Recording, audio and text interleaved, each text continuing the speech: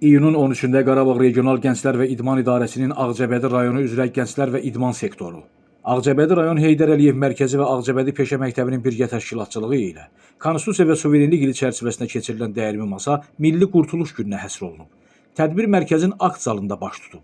Öncə Ulu Öndər Heydər Əliyevin və ərazi bütövlüyümüz uğrunda həlak olmuş vətən qəhrəmanlarının əziz xatirəsi bir dəqiqəlik sükutla yad edilib. Çıxış edənlər Ağcabədi rayon Heydər Əliyev Mərkəzinin direktor əvəzi Ruhin Hüseynov, Qarabağ Regional Gənclər və İdman İdarəsinin Ağcabədi rayonu üzrə Gənclər və İdman sektorunun baş məsləhətçisi Eldəniz Qəmbərov və Ağcabədi Peşə Məktəbinin direktoru Fərrux Rəhimli Milli Qurtuluş gününün tarixi əhəmiyyəti mövzusunda ətraflı danışıblar.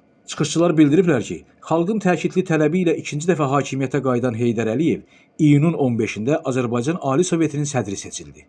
Ulu Öndər böyük risklərə baxmayaraq, həmin çətin və mürəkkəb dövrdə xalqın qurtuluş missiyasını cəsarətlə öz üzərinə götürdü.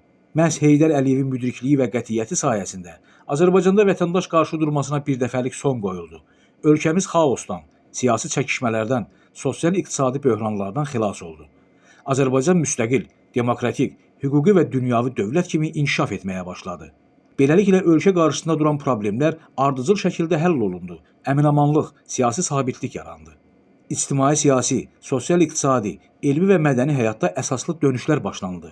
Xalqımızın bütövlüyü, həmrəyliyi, milli birliyi təmin edildi. Azərbaycanın dünya birliyinə inteqrasiyası başlandı. Çıxışlardan sonra müzakirə formasında davam edən tədbirdə gəncləri maraqlandıran suallar cavablandırılıb. Gündüz Sevindik, Kənan İsayev, Aran Ağcabədi İnternet Televiziyası.